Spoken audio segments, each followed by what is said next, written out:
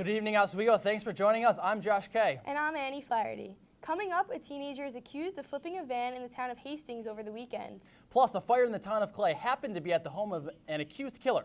We'll have more on these stories in just a minute, but first, a quick check of your weather outside with Storm Team 10 meteorologist Jack Durkin. How's it looking out there, Jack? Good evening, Oswego. I'm live here outside the campus center, taking a look at our current conditions. It's cloudy skies. You can't even see any stars out there. 34 degrees we're sitting at with remarkably calm conditions here, keeping that real field temperature at 34 degrees. Switching over to our regional radar map, you can see on the radar there are pockets of rain and light snow showers approaching the central New York area. Don't worry, folks, this isn't going to be a major weather player. Really just not expecting any weather, snow or rainfall accumulation, so just don't even worry about it. So I'll give you the full forecast in just a few minutes, so stay tuned. So now just throw it back inside again. A fire in the town of Clay this morning happened to be at the home of an accused manslaughter of vehicular manslaughter. Court papers show 38-year-old Mohammed Bakr lived at 5500 Grosvenor Road in Clay. Bakr killed a Liverpool mother on November 24th when he drove into her family's car on Route 57 after taking heroin. No injuries have been reported in the fire that destroyed more than half the Bakr's home. He is still being held in jail while he awaits charges. On Sunday evening, a teenager flipped a van on County Route 37 in Hastings. The 18-year-old driver did not seem to be injured, according to the emergency crews at the scene, but was taken to Upstate University Hospital in Syracuse for necessary precautions. Brewerton Ambulance, Fire, and State Police responded to the scene after neighbors reported the crash to 911. No information about what caused the crash has been reported. Syracuse police have now said that the victim of a drive-by shooting on Saturday afternoon were, quote, definitely targeted. A 25-year-old passenger in a Lexus SUV was grazed by a bullet in the back of the head as he was driving along Nottingham Road on the Syracuse-DeWitt town line. Police have not released a description of the shooter, and their investigation continues tonight. If you have any information that could help police with their investigation, you're asked to give them a call at 315-442-5222. Around 9 o'clock this morning, Unit 2 nuclear reactor at 9 Mile Point was shut down. Unit 2 pumps failed to circulate water through the reactor while it was being shifted to a lower speed. It is unknown why these pumps failed in the first place, and officials are investigating what they will need to do in order to repair the unit. The Unit 1 reactor was not affected and still remains at 100% power, producing 620 megawatts. Officials hope to reopen the unit as soon as possible. Interstate 81 tonight reopened a following crash between Sandy Creek this afternoon around 2:30 p.m. today. State Police and Pulaski Fire responded to a crash that happened with a parked tractor. One person was flown to Upstate University Medical Hospital, and the injuries are unknown. State Police are continuing to investigate this incident. The New York State Police donated a 2-year-old Dutch Shepherd to the Oswego City Police Department. Oswego Police happily announced the addition of the new canine unit today after the Shepherd and his partner, Officer James Ledoux, completed a 20-week training program in Cooperstown. The training program consisted of narcotic detection, building searches, and handler protection. Fines acquired by Oswego City Police Anti-Crime Team will fund food, equipment, and veterinary bills. Christmas is in the air tomorrow in Oswego as the SUNY Oswego State Singers and College Choir perform their annual Christmas concert. The show will open with Bach's Magnificat, a classic indeed, before moving into a variety of other recognizable Christmas tunes. The show is from 7:30 to 9 p.m. in Tyler Hall's Waterman Theater and is free for anybody who wants to get into the Christmas spirit. This Friday in Hewitt Union Ballroom, actor and Oswego alum Carl Whitten will be returning to perform in the play A Christmas Carol. Whitten is returning in honor of the 40th anniversary celebration of Rosemary Nesbitt, a former faculty member who staged these Christmas shows. Tickets are $5 for Oswego students and $18 for anyone else. Get in the holiday spirit and buy your ticket at tickets.oswego.edu or at any box office location. Coming up after the break, we'll have a look at your state and national news. Plus, a full look at your forecast with Storm Team 10 meteorologist Jack Durkin. Stay tuned, we'll be right back.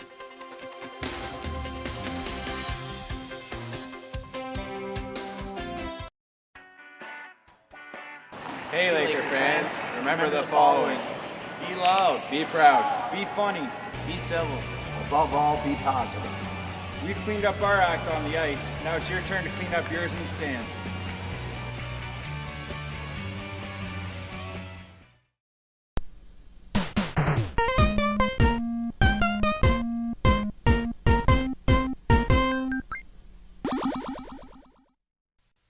How come? You know, energy savers last 6 times longer than regular bulbs. This isn't my room. It's Baron Davis's. The basketball player? This is his room? I don't live here. Millions of kids are using their energy wisely. What's your excuse?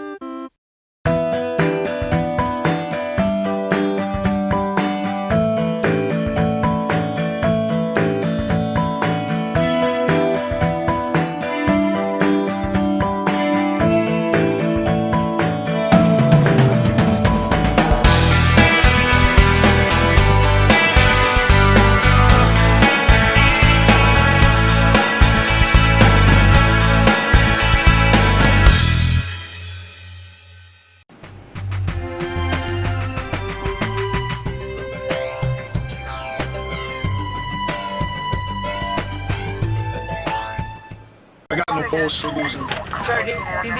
Shocking drugs it road all the time. Just had a few drinks. Just can't be happening. Are we clear? Clear. We're just buzzed. Just buzzed. You didn't tell us that, sir. You're right. This isn't happening. He'll be fine. I feel good. Really? No, not really. Buzz driving. Clear. Maybe we should stop acting like it's no big deal. Shocking.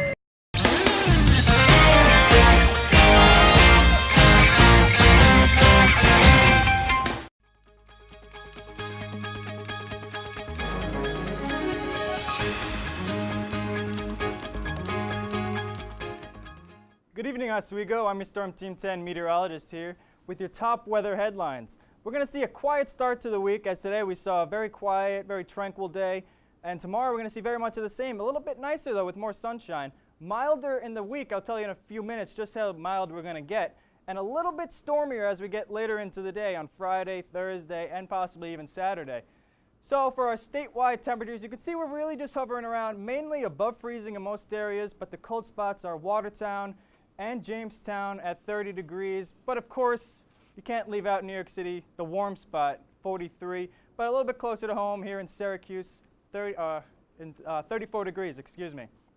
And for tonight, as I mentioned earlier outside on the radar, you can see that there can be a chance for some light flurries. No accumulation though, folks. 33 degrees we're going to drop down to, but you got to be careful if you're heading out later tonight, possibly after 1 o'clock this morning, patchy fog. So just be careful if you're on the roads. For Tuesday's weather map, you can see here this low pressure system that's going to be departing, heading out into the northern Atlantic. It's not going to give us any worries tomorrow, so you don't have to worry about that. But what you really have to focus on here is the milder air that's going to be pushing into our region tomorrow, and it's really going to make it feel pretty nice around here for the next couple of days. And look at this, snow, rain showers, those are going to dissipate before they get to us, so don't have to worry about that for the next couple of days.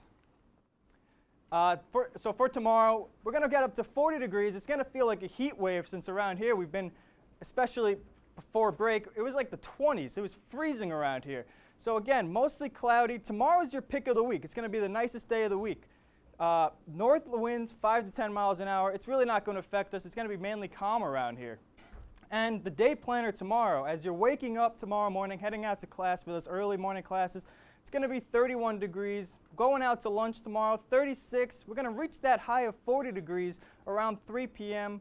and 37 as you're headed home, walking back to your dorm room or driving back off campus. So late week, this is what we're going to be looking at, folks. You see this dip in the jet stream or this separation of cold air to the north and warm air to the south. You're really going to see, for later this week, we're going to have a cold front that's moving in. It's going to push into our area. That's going to start out as rain and then transition over to snow as those temperatures drop. So really, we're going to have to keep an eye on this. There is some uncertainty as to what day it will be approaching our area. So keep it tuned here, folks. We're going to have a fine-tuned forecast later on in the week. So for our 5-day, here we go. Pick of the week, again, is Tuesday, 40 degrees. Wednesday, we can see a slight chance for a drizzle, maybe a slight rain shower. 46, it's getting warmer. Thursday, another chance for rain. 49, approaching 50. It's going to be very, very warm around here, is it not? Friday, again, dropping back down, 37. And Saturday, more chance for snow showers, 32. So it's going to be a mixed bag this week, warm and then cold. Yeah, you know what? So White House is Friday. Obviously, it's a sports guy. You know, my mind goes to sports. Friday, Saturday, that's when the snow starts to come. What are the conditions going to be like for people who are trying to get to the campus for those games? It's really not going to be bad. It's really just a light shower, maybe a flurry. But we are looking out possibly Saturday evening into Sunday. There is a slight chance for a little bit of lake response for snow. But again, stay tuned for later on into the week. We'll have more details. Certainly, we'll keep that up to date for everybody.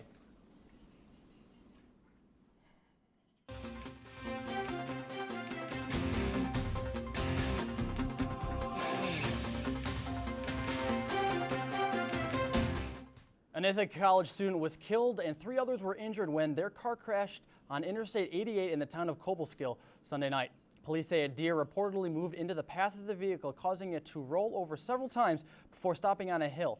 21-year-old Michael Clark of Boxborough, Massachusetts was killed in the crash, and those injured were transported to Albany Medical Center. 4 people were killed in a train derailment in the Bronx on Sunday morning. It was recently discovered that the Metro North train was going 82 miles per hour around a curve with a 30-mile-per-hour speed limit. It still remains unknown whether or not the accident occurred because of human error or poor equipment. Engineer William Rockefeller claimed that he hit the brakes approaching the turn, but is going through drug tests as well as examinations to see if he was using his cell phone at the time of the incident. Black Friday sales were down this year for the first time since 2009. Instead, many holiday shoppers got an early start and took advantage of sales on Thanksgiving Day. ShopperTrack reported 2.3% increase in spending on Thursday and Friday, but sales at Black & Motor stores dropped off on Friday, falling an average of 4%. According to the National Retail Federation, the NRF estimated that 141 million Americans did some sort of shopping over the 4-day weekend, but many of them were shopping from home. Online sales were up 17% from last year. To say that a Washington, D.C. area family is upset with their local funeral home is a huge understatement. The relatives of Joseph Champlin are furious tonight after Fairfax, Virginia funeral home misplaced their loved one's body. CNN's Robert Lyles has more. I just wanted them exposed because this just isn't right. This should never happen. Jim McLean says he feels like he's walking into a nightmare because inside the Everly Funeral Home, he's supposed to be viewing his 80-year-old father, Joseph Chapman. But when he and siblings approached the coffin, immediately they knew the man inside the coffin was not their father. Just kept looking at him. It's just like, no way, it couldn't be this much change. Finally, I got a picture that was on my phone, and we put the picture up next to him. Tip really was the receding hairline. The guy in the coffin had an extreme receding hairline. So McLean says he summoned funeral home staff members to the chapel, but they just kind of like, I think, dismissed us. Despite the fact Joseph Chapman had a twin brother. You know, he immediately recognized it wasn't him. The nose was totally different. Still, McLean claims the funeral director refused to address them. And then maybe 15 minutes later is when they finally came and checked the toe tag. Nephew Brian Chapman says he's frustrated, angry. That's when they all discovered the uniform. Joseph Chapman was a decorated Army colonel. But family says not only did Everly mix up the bodies, they dressed the wrong man in the uniform it took their dad 28 years to earn. My dad's uniform. That is just degradation beyond words. So where is Joseph Chapman's body? The funeral home refused to answer ABC7's question. Can you give us any understanding as to what made this time, sir? I do just ask that you step offside the property. But Jim McLean says that funeral home's director informed him his dad's already been buried in Winchester. They're saying now they have to wait till Monday to get a judge to order for the body to be dug up. Well, coming up, the latest on the sudden tragic death of Fast and the Furious star Paul Walker. But first, here's a look at your late night menu.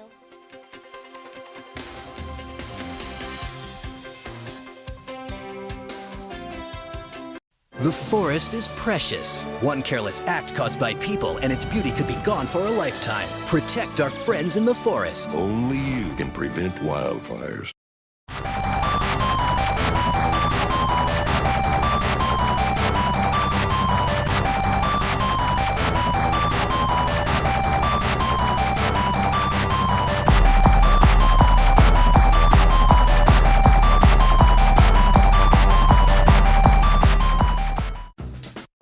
The Hollywood View is back with a brand new season and a brand new look. Join me for non-stop Hollywood coverage news right here on WTOP 10 every Tuesday at 10:30 p.m.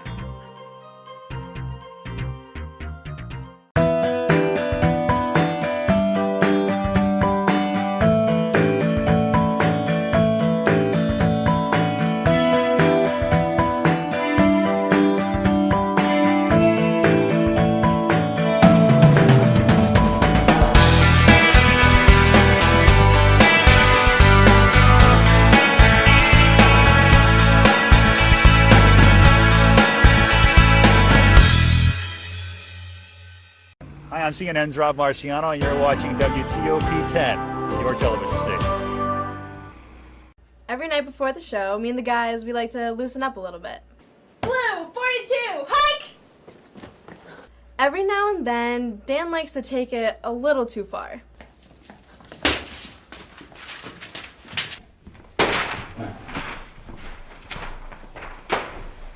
But hey, the show's all about competition, so we'll take it. Stupid Dan with stupid football and stupid running.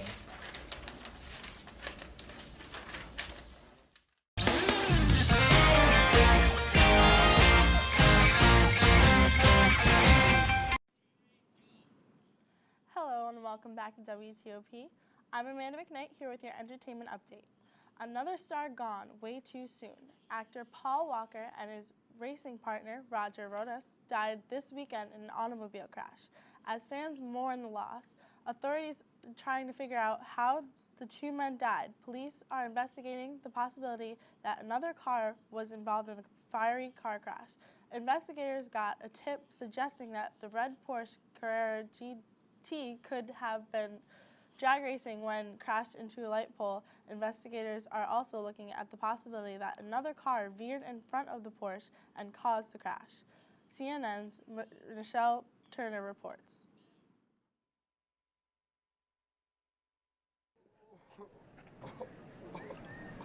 Fast and Furious co-star Tyrese Gibson overcome with grief Sunday. The Santa Clarita crash site where 40-year-old Paul Walker died, now a shrine to one of Hollywood's most bankable box office stars. Police now say Walker was in the passenger seat of this 2005 Porsche Carrera GT. The car slammed into a pole and burst into flames. The mangled wreckage apparently captured on this YouTube video. Police say speed may have been a factor. CNN affiliate KCAL TV has identified the driver as Roger Rodas, a business partner who ran a high-performance auto shop nearby. Both men were drivers on the shop's race team. The pair had just left a charity event for Walker's organization, Reach Out Worldwide. An eerie end for an actor whose career was launched by the high-octane movie franchise about illicit street racing. Come on, Roy. Walker's love of speed, both on and off the set, was well known. He spoke to CNN in 2001 about making The Fast and the Furious and life imitating art. I bought a Nissan Skyline V-Spec. I had it actually imported from Japan, so the steering wheel's on the right-hand side. And are you a lead foot? Yeah, I race it actually. Production is now at a standstill on the 7th film, set to wrap this month in Atlanta. Walker's new film, Hours, about a father struggling through Hurricane Katrina, is due out this month. He leaves behind his 15-year-old daughter, Meadow, and will be remembered for the passion he brought to everything he did. It's just amazing. I mean, the things that I've seen, the things that I've done, the people that I've met in that short period of time, it's just, you know, I don't ever want it to end. Walker was 40 years old. Prior to the accident, he and Rodas attended a charity event to help the victims of the typhoon in the Philippines. All across the social media, fans have left Paul Walker with one quote that says, "One day, speed kills me. Do not cry because I was smiling," attributed to Paul Walker himself. You know, so that's a lot of buzz we've been hearing lately has been about how popular he was, and I think the suddenness of this was what caught most people off guard. Especially because he was so young, it was just so tragic. Yeah. Yeah, a lot of people were looking for him to act in a lot of new movies. He was very popular, not just in Fast and Furious. They wanted him for a lot of other movies. Right. Now, I think the interesting thing is, where does the Fast and Furious series go from here? Because they've come out with 6, 7, they're in the production for more. So I think, where are they going to transition? That's the big question. Exactly. Especially, like, I heard they're in the middle of filming 7 right now. So. Right. Right. It's definitely something they're going to have to figure out soon. Yeah. All right, well, we'll keep everyone posted. And now let's take a full look at sports with Sebastian Edmond.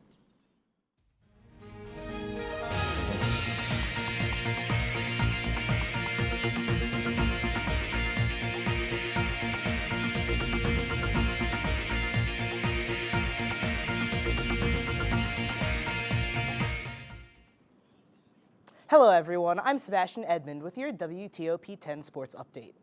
Former Syracuse guard and current NBA rookie Michael Carter-Williams is looking out for his future beyond basketball. Philly.com is reporting that the rookie salary of the new 76er is going into a trust fund that Carter-Williams cannot use for the next 3 years. His finances are being managed by his mother, Mandy Carter-Zagorowski, and a family friend, Tracy Tracy. As far as spending money goes, MCW can freely spend his Nike and trading card endorsement funds. In more crazy baseball offseason transactions, the Washington Nationals have just acquired pitcher Doug Fister from the Detroit Tigers for 2 players and a minor leaguer. Fister, who is 14-9 with a 3.67 ERA, looks to bolster an already solid Nationals pitching staff that finished last season in the top 10 in ERA and WHIP. The Nationals, with this trade, balance out their recent loss of starter Dan Herron, who signed a 1-year deal with the Dodgers last week. Speaking of Washington, the Redskins hosted the New York Giants in this week's edition of Sunday Night Football, both teams desperately trying to escape the cellar of the NFC East. You take a look at this game right here. It was a very close game, very well competed, and a little bit of controversy at the end. But we're going to be highlighting especially both quarterbacks, RG3 and Eli Manning. The big story in this game is the fact that there was a miscommunication between the officials, causing some questionable play calling between Mike Shanahan and the rest of his squad. When it came down to it in the fourth quarter, on what Mike Shanahan and the Redskins assumed was a first down, ended up being a 4th and 1. It was not converted, and Pierre Garçon was stripped by Giants defender Will Hill, which solidified the game, the Giants winning 24-17, moving up to 5-7, and with the loss, the Redskins were eliminated from playoff contention. And you know me, there must be hockey in my sports update. The New York Rangers host the Winnipeg Jets tonight. Coach Alain Vigneault choosing to start Cam Talbot over Henrik Lundqvist in a decision deemed questionable by some. Turns out it didn't pan out very well for the Rangers. They lost 5-2. Olli Jokinen with 2 goals and an assist. Cam Talbot, 25 saves on 29 shots. That's it for sports, and I'm going to have your Monday Night Football update. Now back over to the desk. All right, thanks, Sebastian. Coming up, a look at TV station launch quite the marketing campaign for Anchorman 2. We'll also take a final look at your sports and weather update. But first, here's a look at your community calendar.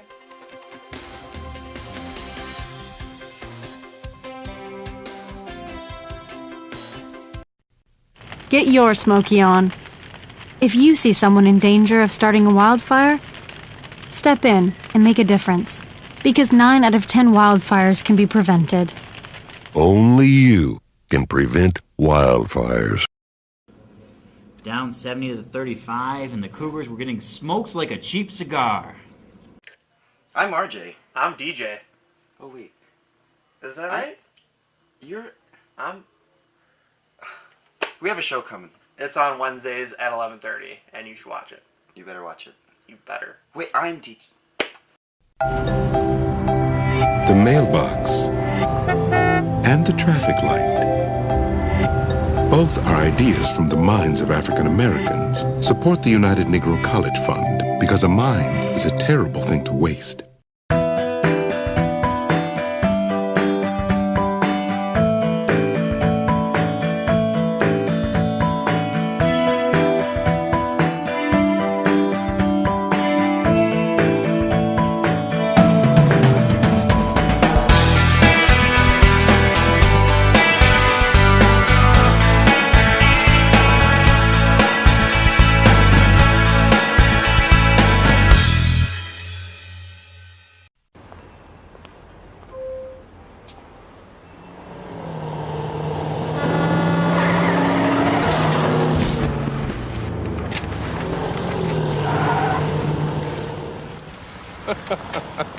This can't be happening. This can't be happening. Of course it's not happening. Armored car.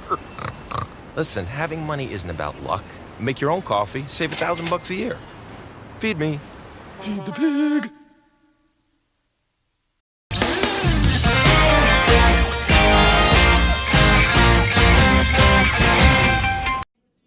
Stay classy, Bismarck. Viewers got quite the surprise Saturday night when Will Ferrell, a.k.a. Ron Burgundy, co-anchored an entire 30-minute newscast on KXMB TV. The actor came complete with his signature Ron Burgundy rust-colored suit. And of course, there was also plenty of awkward pauses and questionable comments. His co-anchor for the newscast, journalist Amber Schatz, spoke to CNN about the experience. Well, he exceeded my expectations, and I had very high expectations because I'm a huge fan of Ron Burgundy and Will Ferrell. I was in college when Anchorman came out, and I know all the quotes. I watched the movie dozens of times, and so I had really high expectations, and he was so great. He was so kind and so nice to everyone. And it was funny because, you know, during the commercial break, he would talk as Will, and at one point he was like, "Have you been running the teleprompter this whole time?" And I'm like, yeah, this is small market. I run the teleprompter too. And he's like, "I'm really impressed by that." The real Anchorston was all part of a widespread marketing campaign for the Anchorman sequel, Anchorman 2, The Legend Continues. The film is slated to be released on December 18th. And before we say goodnight, here's one look at your forecast with meteorologist Jack Durkin. Hi guys, as you can see, here's the class cast. It's going to be a mostly cloudy day as you're waking up this morning, in the morning hours at 8 a.m., 31 degrees. As you're heading out for lunch, 11:30 or 12:40, 36, 37, and you're going to see that gradual progression towards 40 at 3 o'clock where we're going to hit our high. And as you're heading home around 6, we're going to drop that back down to 35 degrees. It's really not going to be a bad day tomorrow. No, I'm looking forward to it finally being warmer than it has been, especially the past week or so. Especially getting the snow melting, I can see the grass again. Not always a fan of winter, but certainly, you know, when the snow flies. I'm so depressed that you can see the grass now. I got here yesterday, I saw all white, I'm like, yes, and it's all gone today. It will be back before we know it, though. I hope so. Yeah. Now, Sebastian, what do we got over with sports? Well, we just hit halftime in Monday Night Football. The Seahawks are hosting the Saints. Both quarterbacks are going off right now in a 27-7 matchup that have the Seahawks leading right now. Drew Brees, 13 for 16, 74 yards with one score. Russell Wilson, 14 for 19, 226, 2 scores. I know Russell Wilson putting up those kind of numbers is helping your fantasy playoff game right now. It's helping tremendously. A little bit more to go, but hopefully I can overtake and win. That would be great. And you know, this game has a lot at stake. Yeah. It's not necessarily a rivalry, but they're fighting out for home field advantage throughout the playoffs as both of these teams look like they're going to make it. Another big matchup, you know, this weekend we have Oswego versus Plattsburgh, whiteout weekend, as well as all the other men's and women's basketball and hockey games. Both of us are going to be a part of it, and the whole school a part of it as being fans and just a great environment. Yeah, I mean, certainly the atmosphere is going to be amazing. All right, and that will do it for us here at, oh, I guess we're not done. We're still going to banter a little bit more. So back to the whiteout thing. We talked about this weekend and how much the coverage is. As people who necessarily aren't in the coverage, what do you guys look forward to most about whiteout? I can't wait to just see everyone come together in one spot, see all the students, no differences, all just rooting for the same team. Really something I'm looking forward to. I do look forward to watching it on TV. I know I'm not going to be there, but I do get excited because my uncle did go to Plattsburgh, so it's a little bit of a rivalry right there. But so we're going to see what happens. I'm not a huge hockey fan, but you're still rooting for us. Yeah, of course. Of course. Well, hopefully, like you mentioned before, weather won't be a factor for people trying to get here. And Sebastian, we'll get you back here quick on this. As a sports guy, the angle, what's the outlook for this Oswego team? It's going to be a competitive game. You just have to wait and see how it plays out. It's intriguing storylines as it always is with both of these teams. Whether you're here or not watching the broadcast or live in person should be a good time. You know, one thing's for certain, it's going to be a great atmosphere. All right, now that'll do it for the entire team here at WTOP 10. I'm Josh Kay. And I'm Annie Flaherty. Have a good night. Stay tuned for whatever's coming up next with Mike DeWolf.